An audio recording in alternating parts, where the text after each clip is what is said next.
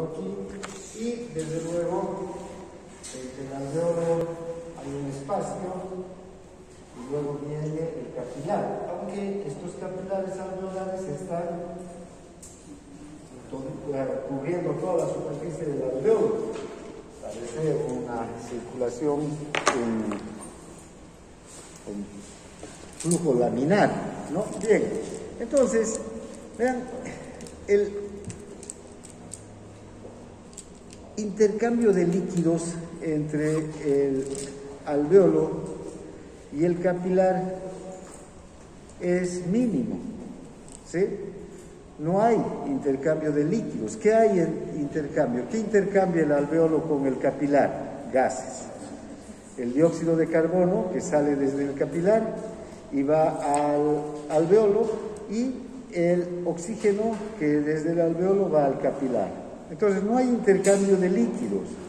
Sin embargo, vean, hay una mínima cantidad de líquido que va a filtrar desde el intersticio hacia el alveolo. Esta mínima cantidad de líquido lo único que hace es humedecer las paredes del alveolo. Ahora, como todo líquido tiene que filtrarse gracias a la intervención de fuerzas físicas. Ya conocemos estas fuerzas físicas, son las fuerzas de Stirling, ¿no? ¿Cuáles son? La presión coloidosmótica y la presión hidrostática. Entonces aquí también hay presión coloidosmótica y también hay presión hidrostática del capilar. Y una cosa que es importante observar, que la presión hidrostática del capilar, aquí en el capilar alveolar, es la presión más baja de todos los capilares. Ningún capilar de todo el organismo tiene una presión tan baja, de 7 milímetros de mercurio. Si ustedes recuerdan, el capilar glomerular tiene una presión de 60, el capilar sistémico de 17, el capilar peritubular tiene una presión de 13. Entonces, esta es la presión más baja de todos los capilares alveolares, de 7 milímetros. Eso tiene que ser así para que se favorezca el intercambio de gases y no haya filtración de líquido. Porque si la presión en el capilar alveolar sube, ¿qué va a ocurrir? Edema pulmonar. Pasa el líquido del intersticio del capilar al alveolo, el alveolo se llena de líquido y la persona muere asfixiada en su propio líquido, ¿no? Entonces, vean, ¿cuáles son las fuerzas aquí?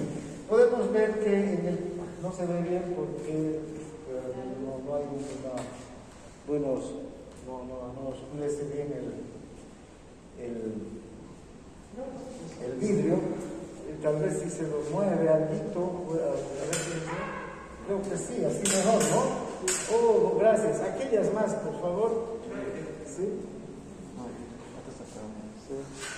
Eso, ya, creo que con eso ya mejoramos. Vean, entonces aquí tenemos una presión capilar de 7 milímetros de mercurio, ¿no? Además hay una presión coloidosmótica en el capilar de 28 milímetros de mercurio. Hay una presión también coloidosmótica a nivel del capilar, que es del intersticio, perdón, que es de 14 milímetros de mercurio. Y una presión hidrostática a nivel del intersticio de 8 milímetros de mercurio. Ahora, ¿cuáles son las fuerzas que favorecen la entrada y salida de los líquidos? Vean, podemos ver que las fuerzas que van a favorecer la salida del líquido desde el capilar hacia el intersticio son la presión hidrostática del capilar, la presión hidrostática del intersticio, que es negativa, la presión coloidosmótica del intersticio, ¿no? Y son las que van a favorecer la salida del líquido. Si sumamos estas fuerzas, 7 más 8, 15, más 14, 29. La única fuerza que atrae el líquido desde el intersticio hacia el capilar es la presión coloidosmótica, de 28 milímetros de mercurio. ¿Cuál es entonces la fuerza neta de filtración? 1 milímetro de mercurio. Es gracias a ese 1 milímetro de mercurio se filtra líquido. Ese líquido es mínimo, vean, muy poco líquido, y ese líquido va a tapizar, va a ayudar un poco a tapizar, a humedecer la pared del alveolo, y el resto se va a reabsorber a través del sistema linfático. ¿Ya? Entonces, lo importante que ustedes recuerden aquí es que no hay filtración de líquido hacia el alveolo, porque entre el alveolo y el capilar solamente hay un intercambio gaseoso, ¿no? Bien. Ahora, bueno, pues tenemos las relaciones de lo que acabamos de decir, la presión media o neta de filtración va a ser más 1 milímetro de mercurio, que favorece que salga el líquido desde el capilar, ¿no? Bien, ahora, cuando aumenta la presión capilar, entonces, y aumenta la presión hidrostática en el capilar, más de 7 milímetros de mercurio, 8, 9, 10, 14, 30 puede alcanzar. Entonces va a haber una gran filtración de líquido desde el capilar hacia el alveolo y se va a producir el edema pulmonar. ¿Cuándo ocurre esto? En la insuficiencia cardíaca izquierda, no la derecha. En una valvulopatía mitral, en una valvulopatía aórtica, en un infarto del miocardio del lado izquierdo del corazón. Fíjense, en todas estas circunstancias puede haber aumento de la presión, primero venosa y luego la presión capilar, y va a favorecer la pasada del paso del líquido, ¿no? Pero también todas estas insuficiencias o estas lesiones que deben a una insuficiencia cardíaca izquierda producen edema, pero también la lesión de la membrana de los capilares pulmonares, ¿no? Puede alterarse esta membrana, enseguida vamos a ver cómo está estructurada esta membrana, y que puede favorecer que salga más líquido, porque por los poros capilares tiene que salir una cantidad mínima de líquido, como estamos viendo, ¿no? Bien. Finalmente, hemos hablado también ya de la cavidad pleural y hemos visto que la pleura, que es la cubierta cerosa del pulmón, está compuesta por dos capas, ¿no? La pleura parietal y la visceral. En medio de estas dos capas está circulando el líquido pleural. Este líquido pleural no es nada más que una mezcla de mucopolisacáridos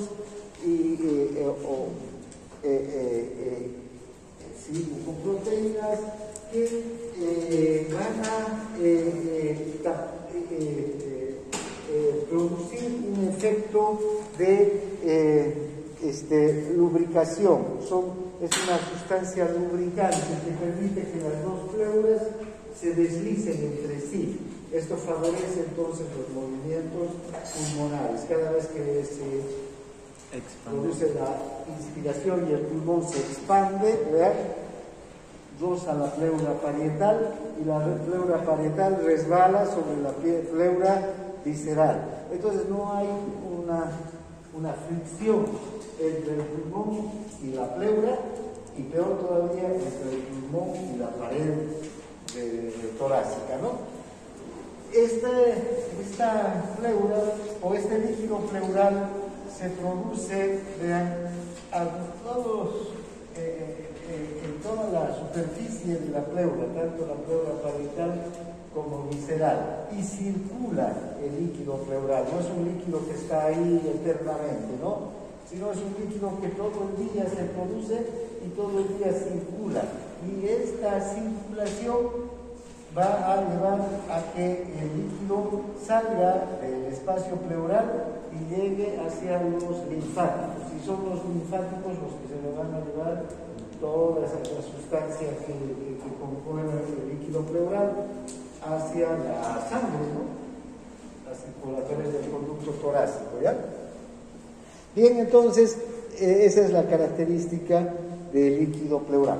También recordaremos que dentro del líquido pleural y dentro del espacio pleural hay una presión negativa. Recuerdan esta presión negativa que cambia, la presión pleural, que cambia también durante la inspiración. Es alrededor de 7 milímetros, menos 7 milímetros de mercurio, pero al principio de la inspiración, ¿cuánto es esta presión?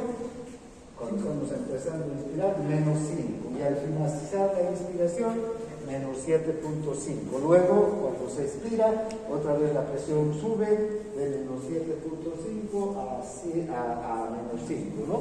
Bien. Esta es la presión pleural. Finalmente, este espacio pleural es un espacio virtual, es decir, por más que esté el líquido pleural, que es el que lubrica, este líquido pleural en realidad es muy poquito, ¿no? Creo que ya les hice esa comparación. Es como si pusiéramos nuestras manos y las juntáramos y vean, si muevo mis manos entre sí, ¿no? Voy a frotar y me van a arder al final las manos. Y si sigo frotando por una hora, ¿qué pasará? Se van a irritar, ¿no? Ahora, ¿qué pasa si pongo aceite? No necesito poner una capa de aceite, solo un poquito de aceite, ¿no? Entre mis manos puedo frotar todo el día y no va a pasar nada. Mis dos manos se van a deslizar. ¿Por qué? Porque el aceite cumple un papel de lubricante. Pero fíjense, el aceite no va a ocupar un espacio, simplemente se pega a las paredes y permite que haya el deslizamiento. Lo mismo ocurre con el líquido pleural, no ocupa un espacio, por eso este es un espacio virtual. En realidad estamos dibujando aquí mal. Deberíamos hacer que esta es la pleura parietal, este es el líquido pleural, ahí, y esta es la pleura visceral, por decir, ¿no?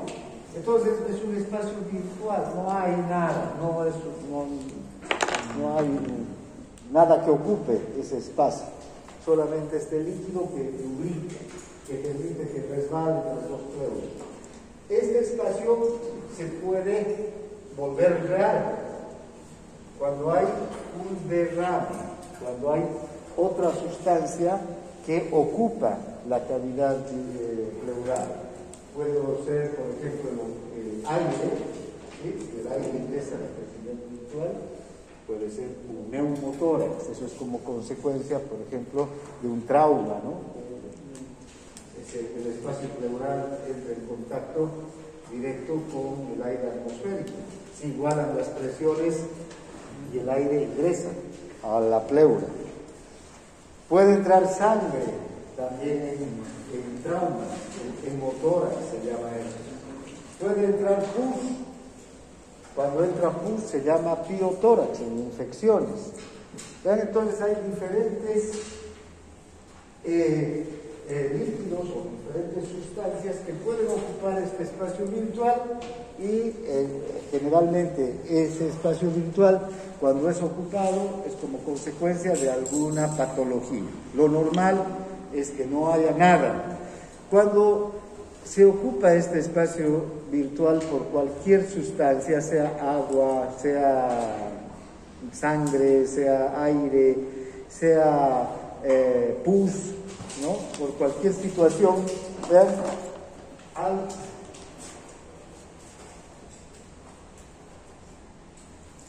si esta es la sustancia que está ocupando, ¿qué va a ocurrir?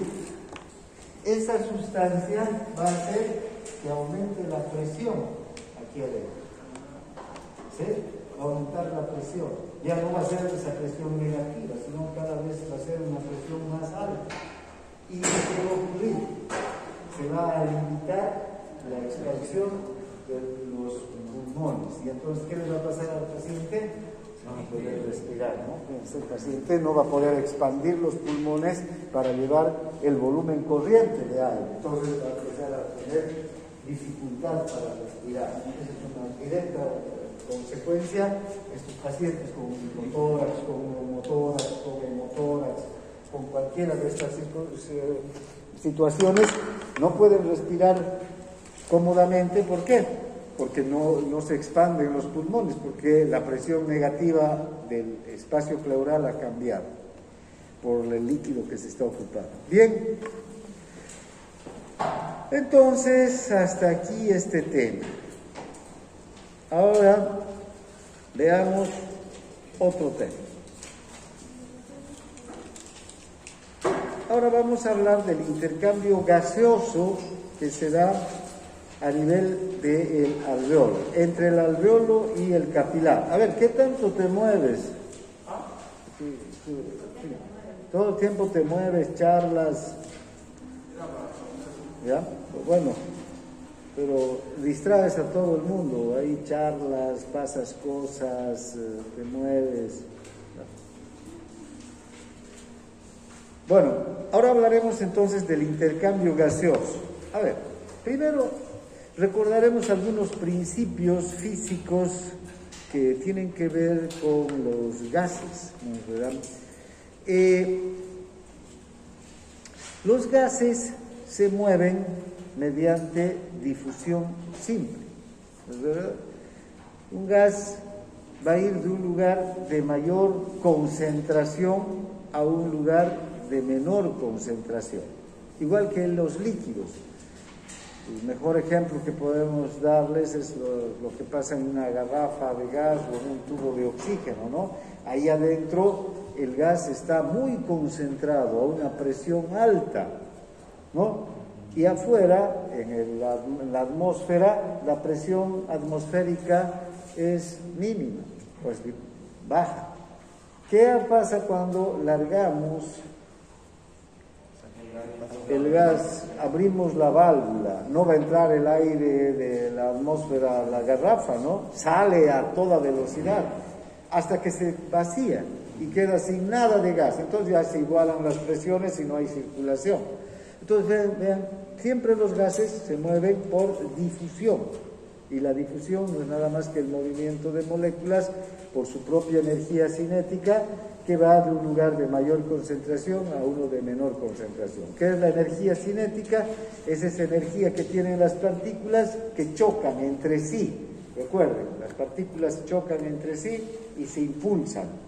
Una partícula choca con la otra y se impulsa y cobra nuevamente movimiento. Choca contra una pared y rebota y cobra el movimiento.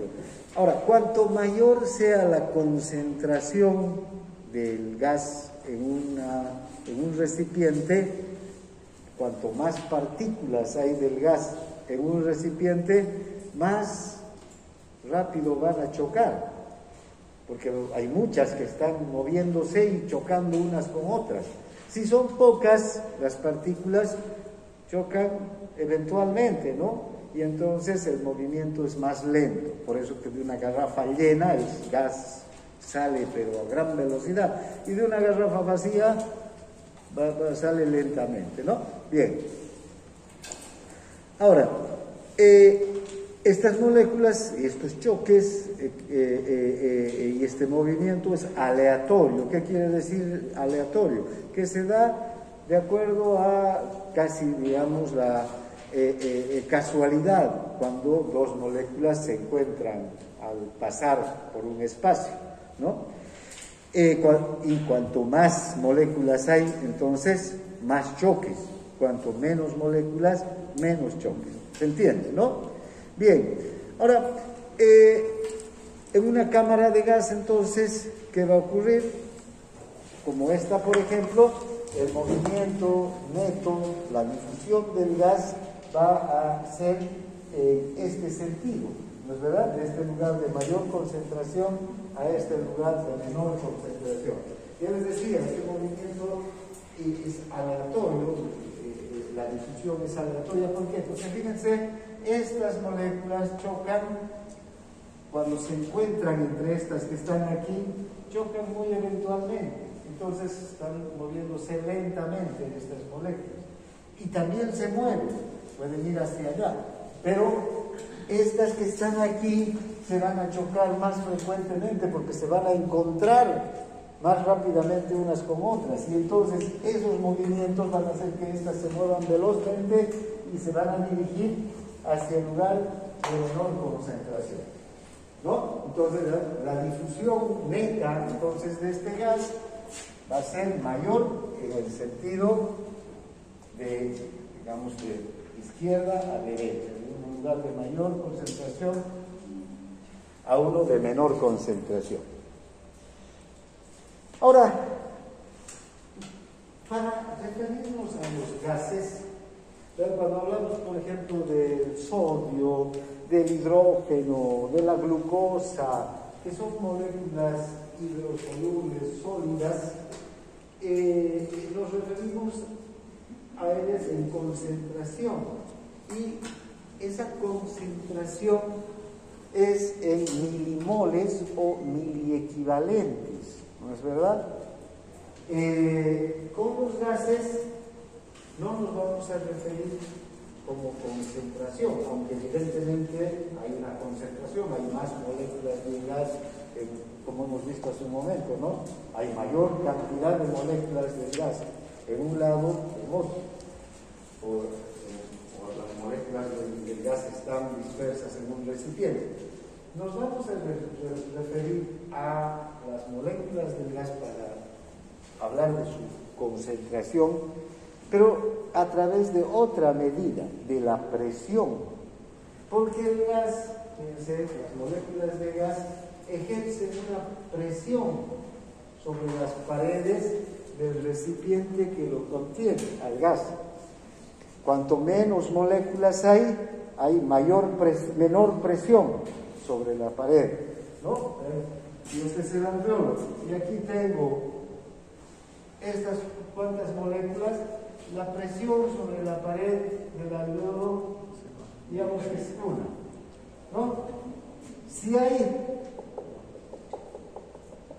el triple de moléculas del gas en el alveolo, la presión sobre las paredes del alveolo es mayor, porque fíjense, estas moléculas están chocando contra las paredes y están ejerciendo una mayor presión.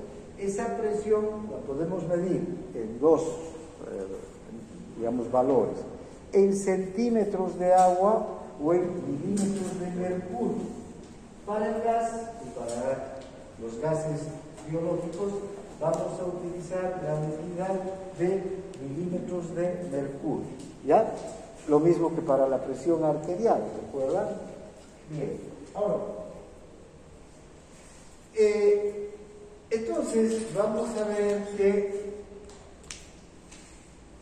cada gas tiene su propia presión parcial, perdón, su propia presión que ejerce sobre las paredes del recipiente. Ahora, ¿qué pasa?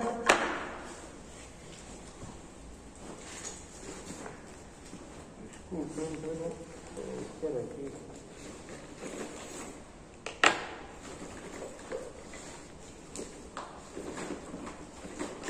Por favor,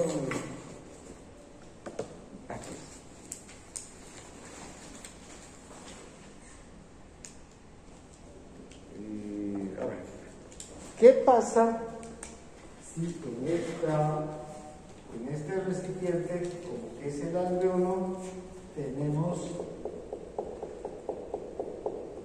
otros gases? No es un solo gas, sino, vamos a pues el negro, fíjense, tres gases diferentes, ¿no? Incluso cuatro pueden estar. Cada gas ejerce su propia presión de acuerdo a la cantidad de moléculas. ¿Cuál será el gas que va a ejercer mayor presión aquí? El rojo, ¿no es verdad? ¿Por qué? Porque hay más moléculas de ese gas en esta mezcla de gases, más moléculas hay, más puntos rojos, y son el que más presión está haciendo. Después vendrá el negro, ¿no? Porque más hay negro que azul, ¿sí? Y finalmente el azul. No sé si tengo un marcador verde por ahí, pero si alguien tiene un verde, présteme. Pero lo puede representar como una rayita. No importa. No es importante. Ya, no es muy importante tampoco, pero ya está dándose cuenta, ¿no? Entonces el verde será el que menos presión va a ejercer. Ahora, gracias. A estas presiones que cada gas tiene en una mezcla de gases se llama presión parcial, ¿ya? Y lo vamos a nominar de hoy en adelante a la presión de los gases que intervienen en la respiración como la presión parcial. Y vamos a hablar de la presión parcial del oxígeno, la presión parcial del dióxido de carbono, la presión parcial del nitrógeno, la presión parcial del vapor de agua, la presión parcial del helio. ¿Por qué vamos a referirnos a estos gases? También podemos hablar del monóxido de carbono. Porque estos gases son los que están en la mezcla gaseosa que nosotros respiramos, ¿no? Nosotros respiramos no oxígeno, sino el aire atmosférico. Y el aire atmosférico es una mezcla de gases, donde hay oxígeno, ¿no? Pero incluso hay más nitrógeno que oxígeno. Cuando respiramos, metemos más nitrógeno que oxígeno, porque hay más nitrógeno en el aire atmosférico. Entonces, la presión parcial del aire atmosférico es mayor la del nitrógeno que la del oxígeno, ¿ya? Bien, entonces, esa es está claro, ¿no? Como un gas que tiene varios gases, ¿no? Es una mezcla de gases, va a estar la presión de ese gas, la presión total de ese gas va a ser el resultado de las presiones parciales de cada uno de los gases, porque cada uno de los gases ejerce su presión sobre el recipiente que lo contiene. En este caso, digamos, el alveolo. ¿Ya? ¿Está claro? Sí. Bien. Ahora, si la mezcla de gases más importante para nosotros es la del aire atmosférico. En el aire atmosférico vamos a encontrar en especial nitrógeno, después oxígeno y después cantidades mínimas de helio, por ejemplo, de vapor de agua, también cantidades mínimas y también cantidades mínimas de dióxido de carbono. ¿Sí? Ahora, cuando respiramos este aire, ¿no?, ingresa hacia el alveolo y en el alveolo, como vamos a ver más adelantito, cambia su composición. ¿Qué va a empezar a aparecer dentro del alveolo? Dióxido de carbono, ¿no?, que es abundante porque está saliendo ¿de dónde? Del organismo, ¿no es verdad? También vamos a encontrar vapor de agua, que en el aire que respiramos también, como les digo, es mínimo el vapor de agua. Ahora, de hecho, cuando hablamos del aire atmosférico, vean, prácticamente nos referimos a el oxígeno y el nitrógeno en general. ¿Por qué? Porque son los gases dominantes. El 79% entonces del aire que respiramos es nitrógeno y solamente el 21% es oxígeno. Esa es la mezcla fundamental de aire que respiramos. Ahora, ¿cuál es la presión total de esta mezcla de gases? En cualquier lugar, sea aquí a orillas del mar, en Samaipata o en la punta del cerro, la presión total de la mezcla de gases es de 760 milímetros de mercurio. Esa es la presión que está ejerciendo el gas. ¿Sí? Esta presión, recuérdenla bien, es la de los gases del aire atmosférico, en cualquier lugar, ¿ya? Ahora, Si el 79% del aire que respiramos es nitrógeno, entonces de los 760 milímetros de mercurio que tiene la mezcla gaseosa del aire, ¿cuántos milímetros de mercurio será la presión parcial del nitrógeno? 600, porque estos 600 son el 79% del 100% de la presión parcial, ¿no es verdad? Entonces, fíjense, los 600 milímetros de mercurio es la presión parcial del nitrógeno, aunque en realidad es 78.80 y tantos, porque hay poquito de vapor de agua y helio también, pero es insignificante. Ahorita primero veamos estos valores más redondos, ¿ya? Ahora, el 21% es oxígeno, también menos del 21% en general va a ser, pero tomaremos como 21% ahorita. Si el 21% es oxígeno, la presión parcial del oxígeno, ¿no?, va a ser de estos 760, va a ser 160, ¿ya? Aquí está mal. Esto no es... ¿Qué? Pero eso es ya cuando lo vamos a ajustar, digamos, ¿no? Pero si tomamos este 21%, lo vamos a ver como 160. ¿Para qué? Para que sumados, donde estamos 600 más 160, tengamos los 760 milímetros de mercurio, ¿ya? Esto tómenlo en este momento como si fuera 160. Después vamos a ajustar estas mezclas de gases enseguida, cuando veamos más en detalle. Ahora vean, acabamos de hablar de la presión de una mezcla de gases como el aire, que es de 760 milímetros de mercurio, en el aire atmosférico.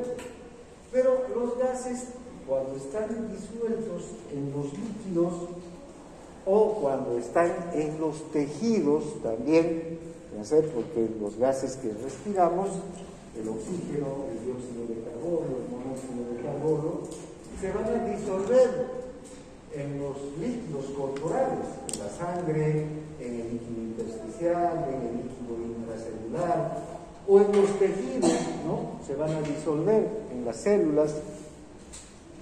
Y estando en el líquido o estando en el tejido, también ejercen la misma presión parcial.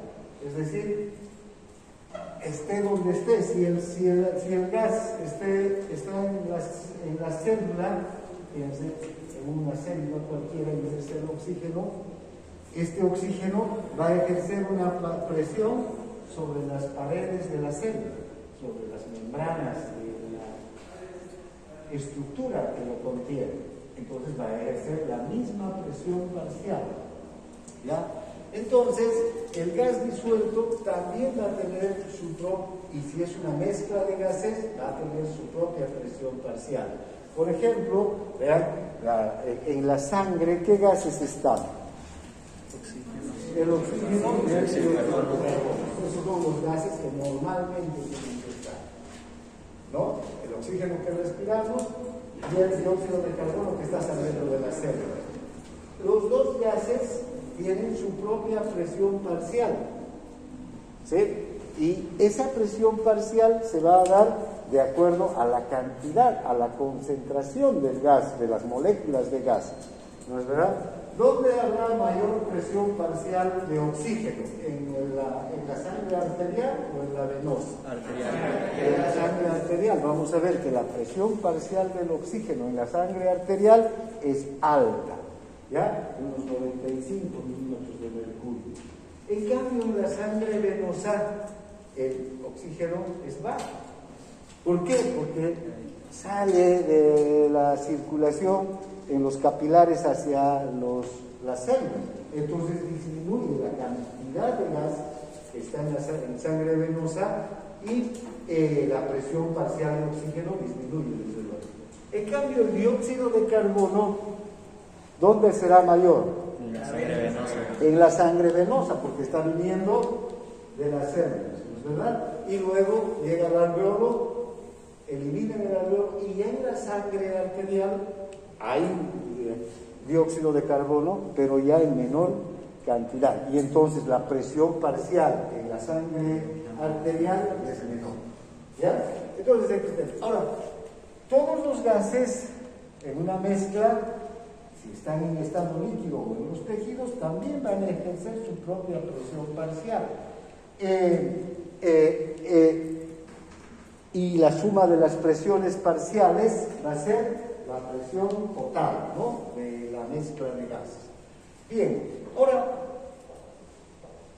a nosotros nos interesa mucho comprender cómo se comporta el gas a nivel de los líquidos y los tejidos, porque ya sabemos que el gas es una molécula que en el aire está, digamos, en el aire atmosférico, está suspendida, ¿no es verdad?, y se mueve por difusión, por facilidad.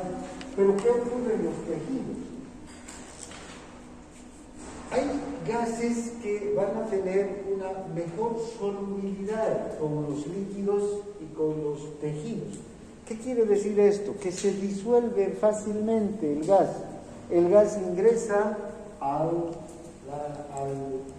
tejido y se disuelve, o al líquido, y se disuelve en moléculas simples, ¿no?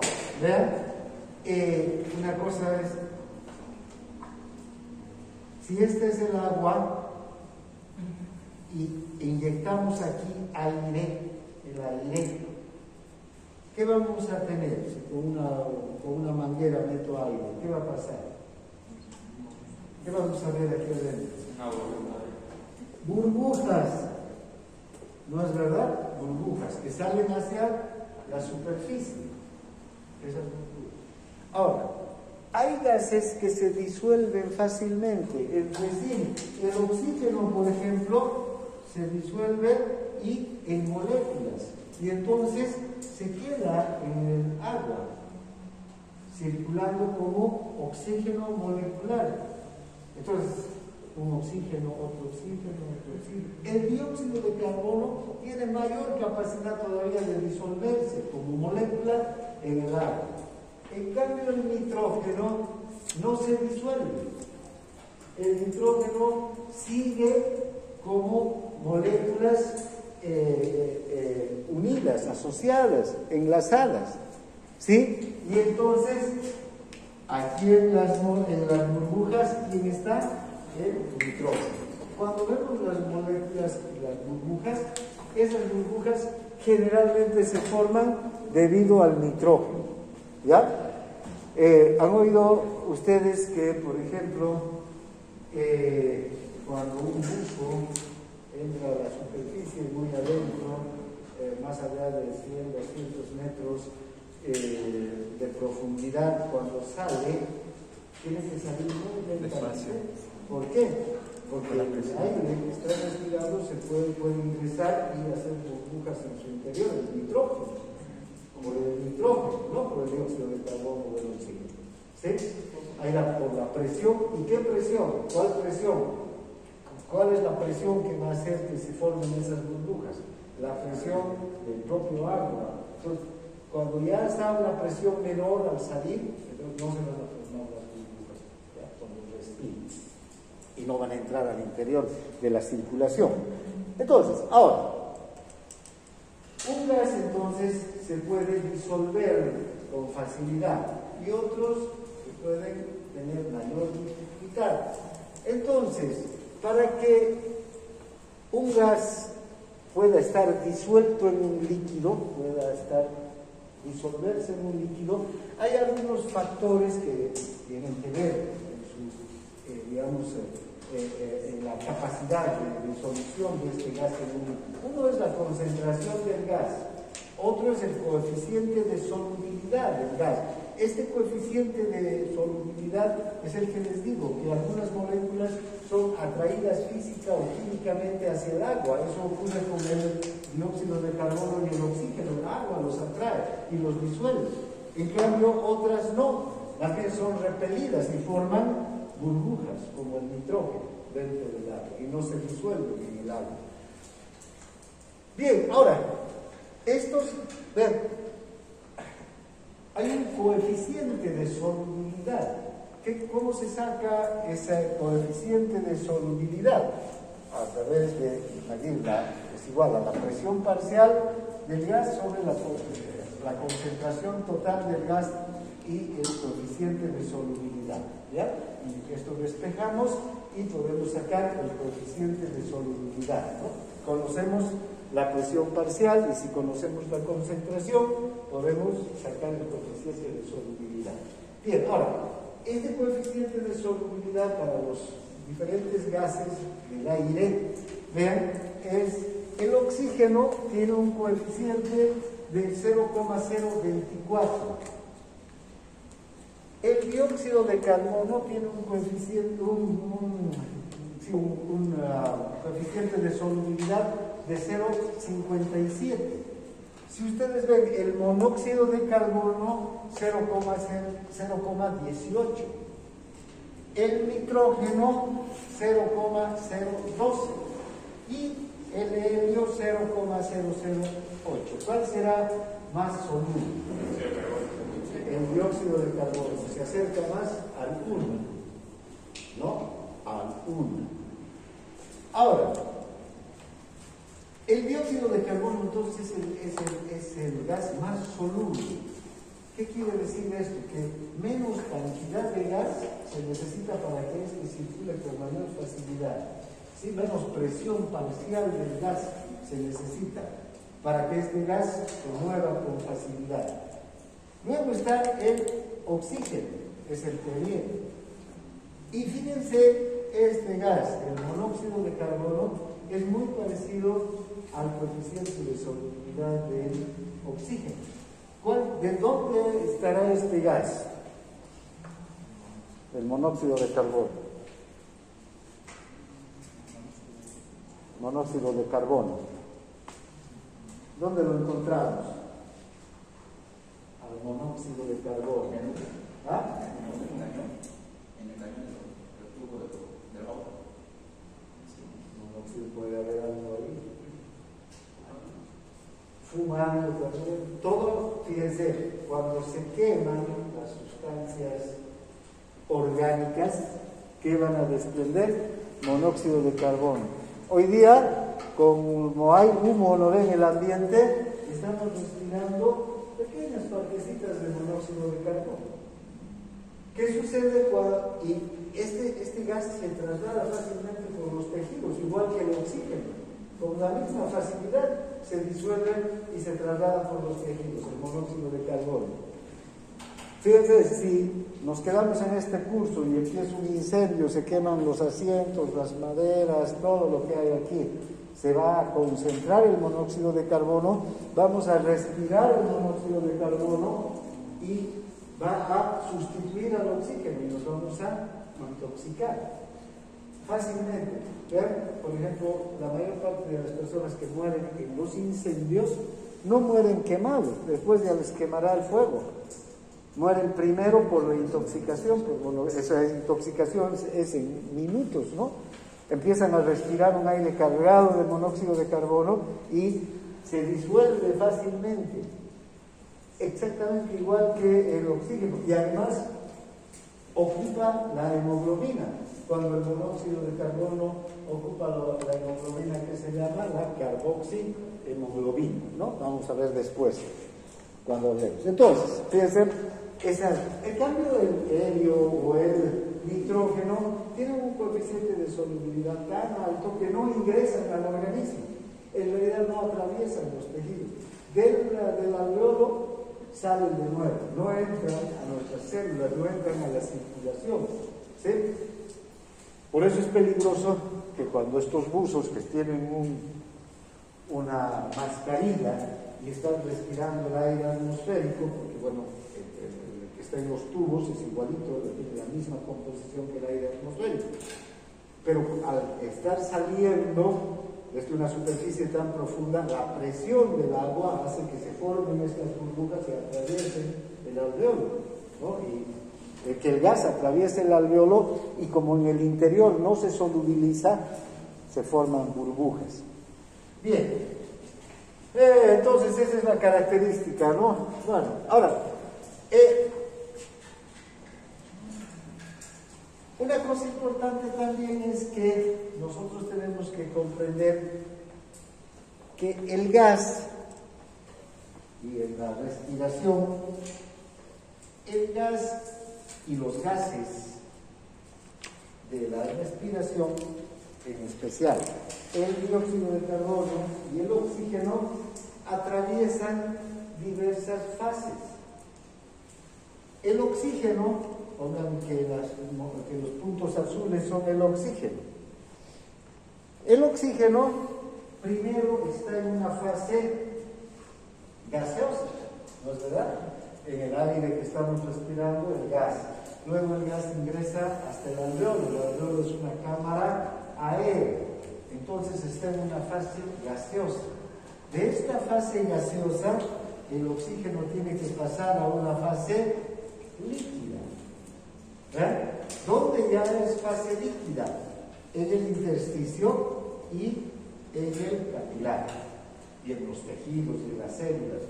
¿Por qué? Porque va a pasar primero al líquido extracelular y luego al líquido intracelular, donde se lo va a utilizar. Entonces, este gas tiene que tener la capacidad de pasar de una fase gaseosa a una líquida. Eso le permite su coeficiente de solubilidad. Por otro lado, el dióxido de carbono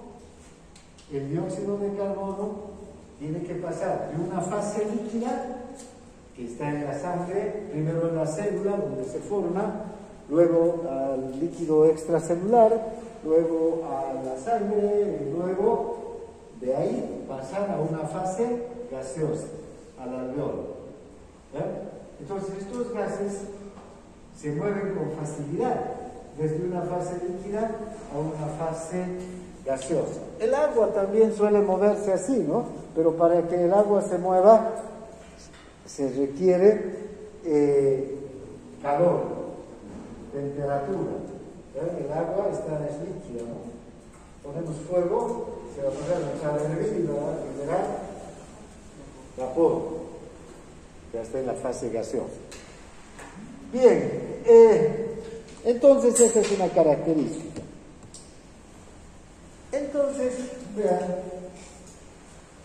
el agua, que aunque no está presente en el aire que respiramos, o está muy poco, una cantidad mínima está en el aire que respiramos, el agua, conforme vamos respirando, metiendo el aire hacia los pulmones, hacia los alveolos, el agua va, o el aire, mejor, completaremos este dibujo aquí. ¿Sí? El aire que ingresa aquí no tiene casi en la nariz, casi no tiene agua. Pero, ¿para qué sirve la nariz? Para humedecer el aire. Para humedecer el aire, para calentar el aire, ¿no? ¿Cuánto es la temperatura corporal? 37,7 grados centígrados. Fíjense. Ahora, el aire que ingresa, conforme se calienta, ¿sí?, va a ir además adhiriendo moléculas de vapor de agua. ¿Y de dónde salen esas moléculas de vapor de agua? De la mucosa. Aquí, toda esta mucosa que tiene líquido, ¿no es verdad? Entonces, al pasar el aire, atrapa moléculas de agua que se están liberando desde los líquidos que están en la mucosa. Ahora, cuando el agua a 0 grados centígrados, vean, cuando es 0 grados centígrados, ¿qué pasa con el agua? Se congela, ¿sí? y no libera moléculas de vapor, ¿lo han visto? No, ¿es verdad? Más bien el aire se suele condensar para acercarse al agua, atraída por el hielo. Pero cuando hervimos el agua, ¿cómo se liberan las moléculas, no? Podemos ver el vapor salir. Ahora, cuanto más alta es la temperatura, mayor la liberación de moléculas de vapor de agua, desde el agua líquida. A una temperatura constante del cuerpo humano de 37 grados centígrados, se liberan entonces moléculas de vapor de agua que en la mezcla gaseosa que está entrando por todo por el tubo respiratorio y hasta el alveolo, en esa mezcla gaseosa, fíjense, alcanza una presión parcial de 47 milímetros de mercurio, porque hay ya moléculas de vapor de agua. Lo que no había aquí empieza a aparecer aquí, y esas moléculas de vapor de agua se adhieren, se suman, saliendo de los líquidos que están tapizando las paredes de la vía respiratoria. ¿Se entiende? ¿No? O sea, desde luego que nuestras vías respiratorias no hierven, pero están a 37 grados, y cuanto mayor es la temperatura, mayor es la liberación de moléculas de agua desde el líquido. En nuestro organismo, entonces, como la temperatura es constante, la liberación de moléculas de agua es también constante, y que esa presión parcial siempre va a ser de 47 milímetros de mercurio. A esta temperatura, esta presión parcial. ¿Está claro? Sí. Entonces, ven, vamos a ver después cómo va a cambiar. Ahora, cuando la presión parcial a 0 grados es de 5 milímetros, en cambio a 100 grados va a ser de 760 milímetros, va a largar una gran cantidad de moléculas, ¿no?, hacia la superficie. Bien.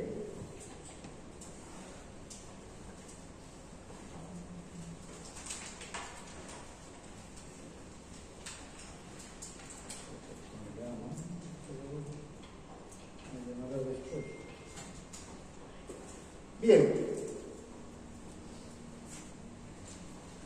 Ahora, a través de los líquidos, ya hemos visto que el aire y las moléculas de dióxido de carbono y de oxígeno pueden pasar de una fase líquida a una fase sólida o viceversa, ¿no? Ahora, también los gases van a difundir a través de los líquidos, ¿verdad? Y también va a haber una difusión perfectamente, libre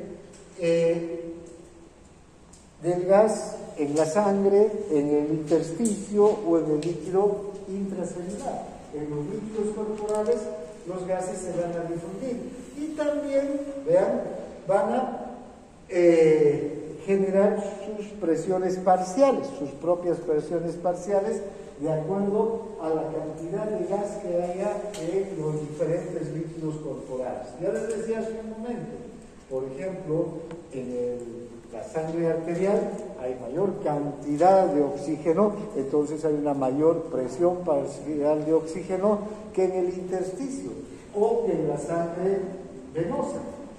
En la sangre venosa, o si quieren, primero vayamos a la célula. En la célula hay la mayor cantidad de dióxido de carbono de todo el organismo, porque es la célula la que lo produce. Ahí la presión parcial es alta de dióxido de carbono, ¿no? En el intersticio ya baja, en la sangre venosa es menor, ¿sí? Y en la sangre arterial menor todavía, porque de dónde se va el dióxido de carbono, al alveolo, y después ya queda muy poco dióxido de carbono. Vean, entonces, la difusión neta del gas en los líquidos también se va a basar igual al número de moléculas que rebotan en una u otra dirección, que chocan entre sí o que chocan con las paredes de los compartimientos del organismo, de las membranas. En los vasos será contra las paredes de los vasos, ¿no es verdad? En la célula contra la membrana celular, etc. Bien, ahora vean cuál es el coeficiente de difusión relativa de los gases en los líquidos corporales. Si el oxígeno tiene un coeficiente de difusión de 1, le ponemos al oxígeno 1, que es el gas de la respiración, vean, el coeficiente de difusión del dióxido de carbono es de 20.3. 20 veces más difunde el dióxido de carbono que el oxígeno. O sea, se necesita menos dióxido de carbono para difundir, ¿no?, una presión menor que la del oxígeno para que difundan de la misma manera. El monóxido de carbono tiene 0.8, un poquito menos que el oxígeno, pero muy parecido. ¿Ven? En cambio, ya el nitrógeno 0.53.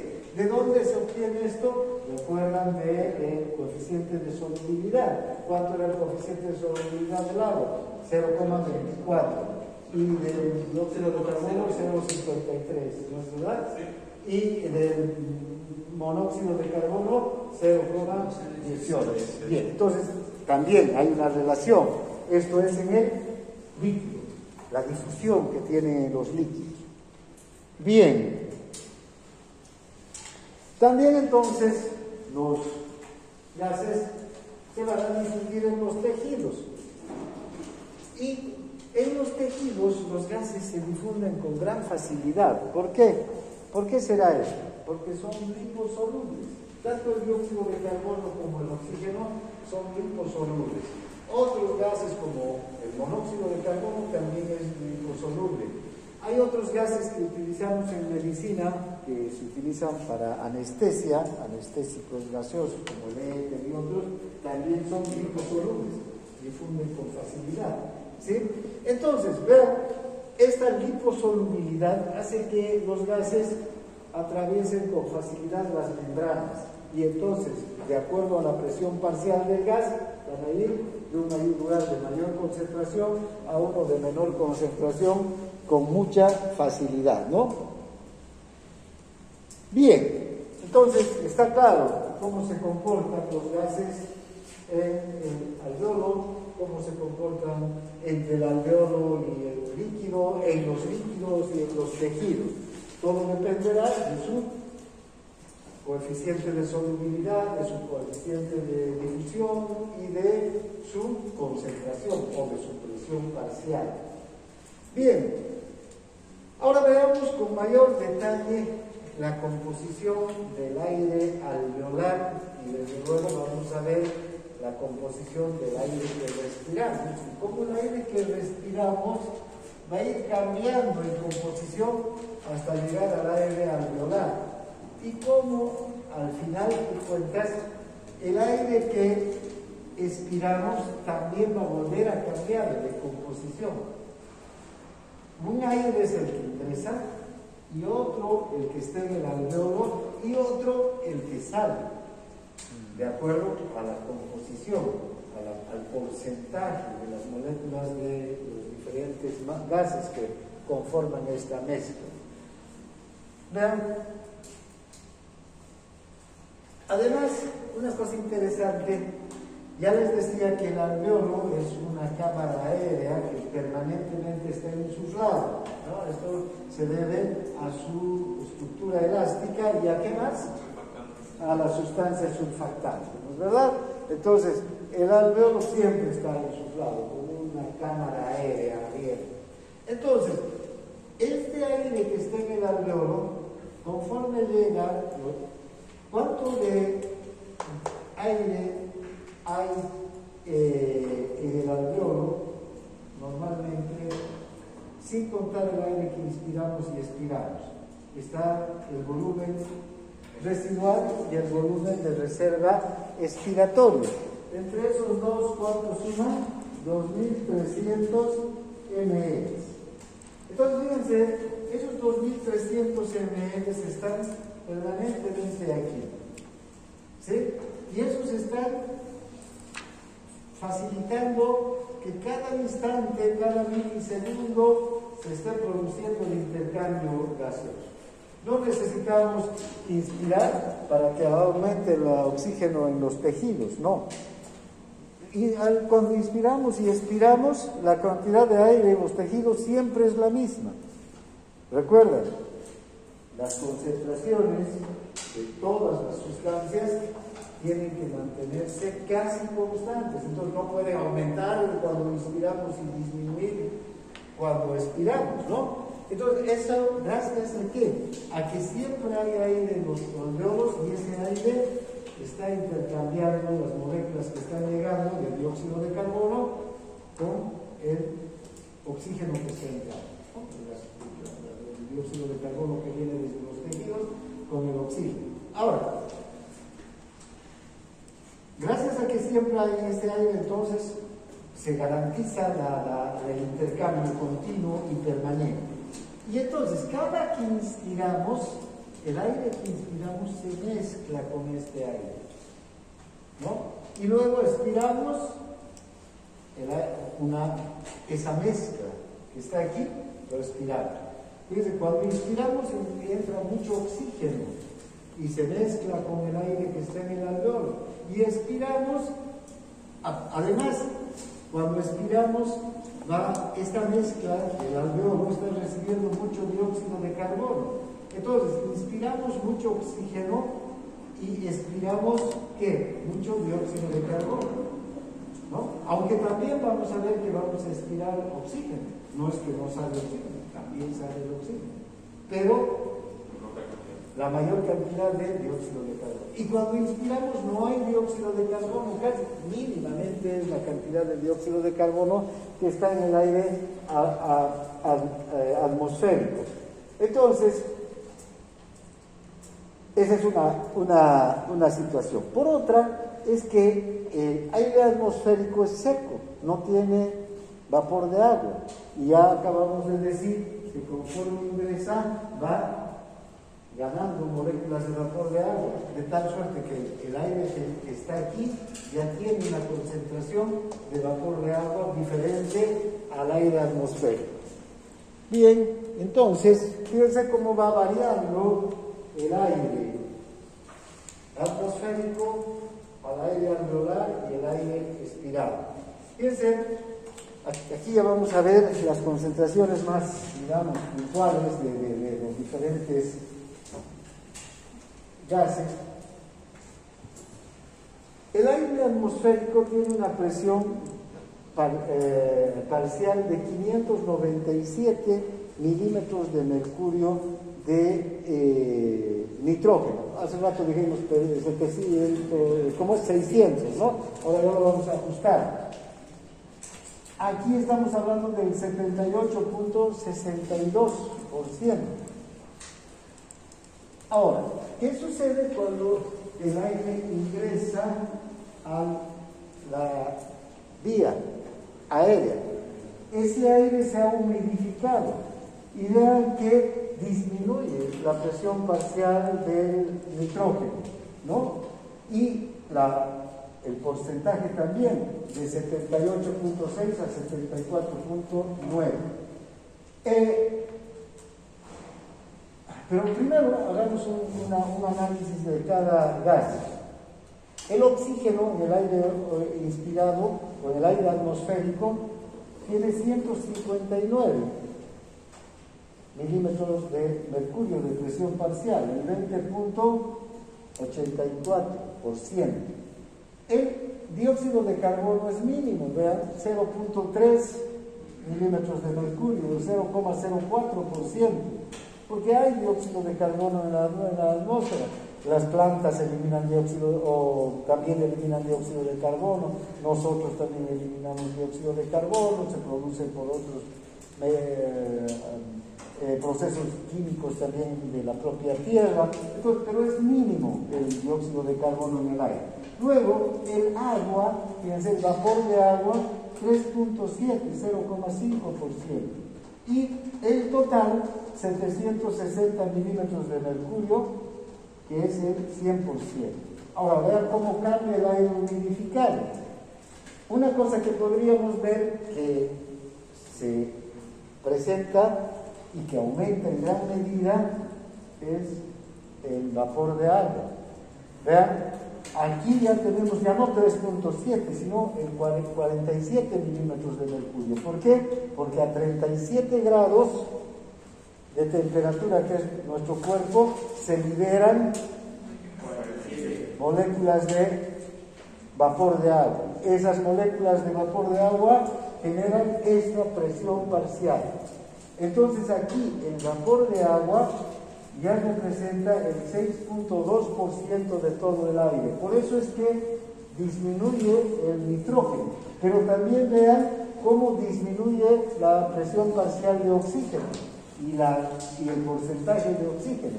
La presión parcial de oxígeno y el aire humidificado es de 149.3. Y bueno, el dióxido de carbono no se modifica, ¿no? Está igual. Pero ahora veamos el aire alveolar. Fíjense ahora el aire alveolar. Tenemos una presión parcial del nitrógeno de 569. Ha vuelto a subir la presión parcial del nitrógeno. Hay un porcentaje del 74.9 que ha bajado el oxígeno. Fíjense, hay menos presión parcial de oxígeno y menos porcentaje de oxígeno. 104 milímetros de mercurio y que representan el 13.6. ¿Y qué ha subido aquí? El dióxido de carbono que está saliendo al alveolo. Fíjense, ya aparece el dióxido de carbono, una presión parcial de 40 milímetros de mercurio y un porcentaje del 5.3%.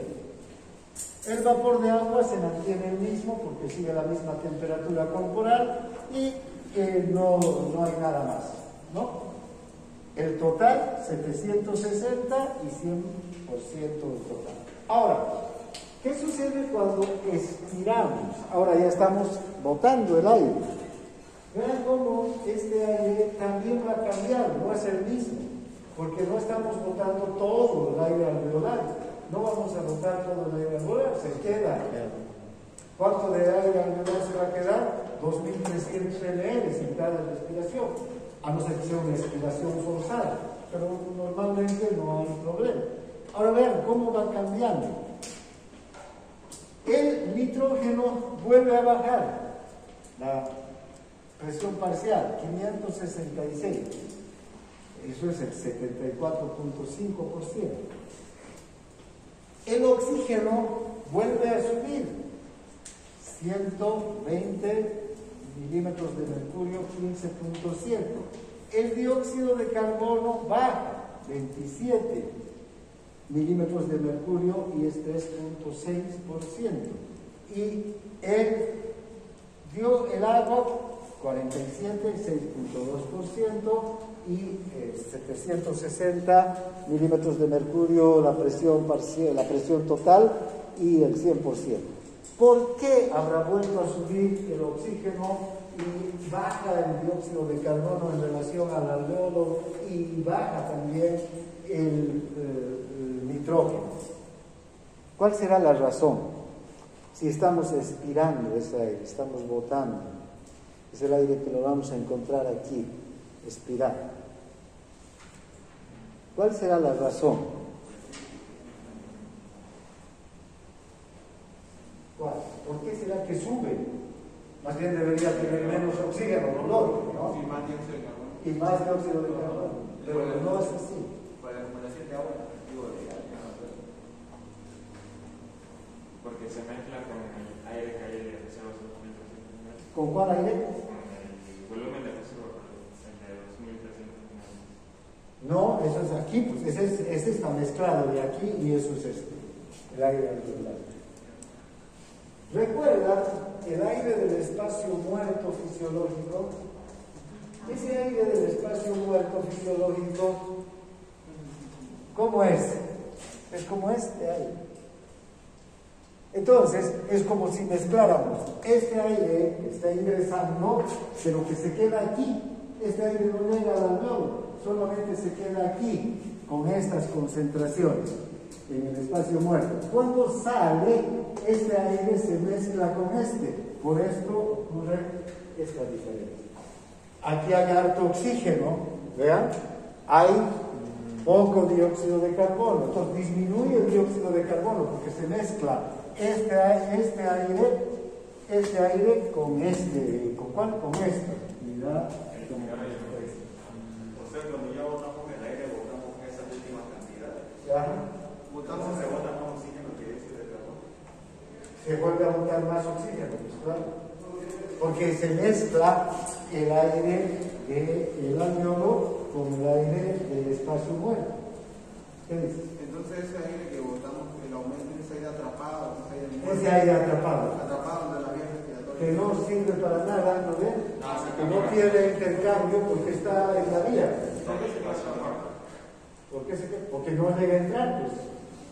Porque fíjate, a ver, aquí está el aire, o con azul lo vamos a hacer. Aquí está el aire atmosférico. Este aire atmosférico expiramos o inspiramos y va a llegar hasta aquí. ¿Sí? Terminamos de inspirar. Este aire que ha llegado hasta aquí se va a intercambiar. Este aire que se ha quedado en la tráquea, ese es el aire del espacio muerto, que habíamos visto el otro día, ¿no? El espacio muerto fisiológico. ¿Cuánto es ese aire en total? 150 mililitros. Entonces, fíjense, los 350, porque vamos a ver en el volumen corriente, ¿cuánto vamos a expirar? 500. Esos 500 que estamos expirando son los 350 que han llegado al alveolo, más los 150 que se han quedado aquí. Entonces se mezclan estos dos aires y tenemos esta composición. ¿Ahora entienden? ¿Sí? Bueno, tenemos tiempito. Ahora vean la velocidad del recambio del aire. Ya hemos dicho que aquí este aire que está en el... Vamos a ver aquí. Este aire que está en el alveolo es un aire que no se... Siempre hay aire en el alveolo. ¿Cuánto hay en el alveolo? 2300 ml. Cuando entran los 350, ¿verdad? Se van a ir sumando, ¿verdad? Y se van a mezclar, y luego va a salir 350 y va a quedar 2300. Entonces, ahora, este aire se va recambiando. No es que entra oxígeno y sale dióxido de carbono, nada. Como ustedes han visto hace rato, el aire expirado tiene una alta concentración de oxígeno y también de dióxido de carbono, sí, evidentemente. Entonces, este aire se va recambiando, entra, se distribuye y sale una parte. Entra, se distribuye y sale una parte. Ahora, si entra un aire, y aquí podemos ver, entra un aire, este aire, y junto con este aire entra esta molécula, ¿sí? Y el resto de las moléculas, digamos que es oxígeno, ¿ya? Esa molécula. Entra esa molécula. Entra esta molécula con el resto. Fíjense, varias se van a intercambiar y otras van a salir. Esta se va a quedar en la primera inspiración, ¿ya? O en la primera respiración. Esta y muchas otras que han entrado junto con esta se van a quedar, y desde luego las otras que están entrando. No estamos tomando en cuenta las que siguen entrando. En la próxima expiración, en la segunda respiración, fíjense, esa va a quedarse junto con otras, cada vez menos de esta primera respiración. En la tercera, esa junto con las otras, cada vez menos. En la cuarta, la misma, pero menos, ¿no? La octava, fíjense cómo sigue la misma, pero con pocas moléculas. 12 respiraciones sigue la misma, con pocas, hasta que a la 17ª respiración, hasta la 16ª, todavía está la molécula. La 17ª, la última, 17 veces después de que respiramos, recién va a desaparecer o se va a ir esa molécula. Eso quiere decir que tenemos una capacidad en el alveolo, ¿vean?, de tener aire, una molécula de oxígeno durante mucho tiempo ahí dando vueltas hasta que es utilizada. Por eso es que podemos sostener la respiración, ¿no? Porque si entrara oxígeno y saliera en cada respiración, entra el oxígeno y sale el dióxido de carbono, cuando no respiramos, ¿qué va a pasar? Nos desmayaríamos inmediatamente. Pero no, aquí se está igual nomás dando. Meto aire en el zambullo, ¿no? Un minuto puede estar bajo el agua, fíjense, sin respirar. Hay algunos que están hasta 3 minutos, gente que, claro, entrenan por eso, pero eso que garantiza que no se asfixie esa persona o no muera por falta de aire, de oxígeno, esta capacidad de mantener el aire. ¿Pero eso es en una respiración forzada o en una respiración normal? No, esta es en una respiración normal. En una respiración forzada dura mucho más tiempo todavía. Claro, fíjate, metes más aire y entonces puede durar mucho tiempo, ¿no? Fíjate. A una velocidad normal se elimina la mitad del gas en 17 segundos, la mitad del gas, ¿no? Con una velocidad de ventilación, la mitad de lo normal se elimina en 34 segundos, cuando metemos y tratamos de retener. Y cuando es forzada todavía y con gente que es, digamos, ya entrena, mucho más todavía, ¿no? Esos nadadores, por ejemplo, fíjense, no sé si han visto, bueno, no hace mucho tiempo que están, pero se lanzan a la piscina y avanzan alto, ¿no? Y no están pues ahí quietos, sino nadando a gran velocidad y avanzan un montón dentro de la piscina. Eso quiere decir que tenemos una capacidad para retener el aire y nuestro organismo tiene una capacidad de seguir intercambiando, ¿no? Bien, esta velocidad entonces lenta de intercambio, porque es bien lenta la velocidad de intercambio del aire, eso garantiza que siempre nuestras células reciban la misma cantidad de aire. La presión parcial, fíjense, generalmente, ¿cuánto hemos dicho que es la presión parcial aquí? Ya estamos acelerados. ¿Cuánto es la presión parcial de oxígeno? Oxígeno, no, aquí. 104. Grábense eso, porque vamos a hablar mucho de esa presión parcial de oxígeno en el alveolo. Esa presión parcial permite que haya intercambio de gas, porque la presión parcial del oxígeno en la sangre venosa ya, ¿cuánto será? 45. Fíjense la gradiente de presión. Esta diferencia de presión hace que el oxígeno pase del alveolo al capilar en gran cantidad, ¿no? Bien, aquí vamos a quedar.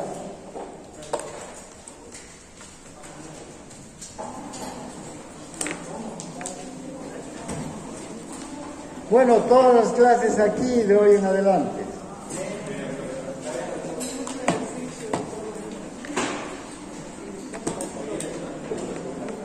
Vénganse con agüita. Estuviera yendo al gimnasio. ¿Me vas a hacer por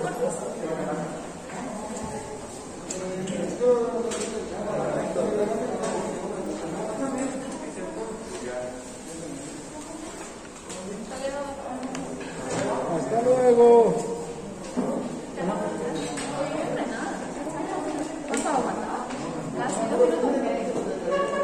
Y yo la hacía natación antes.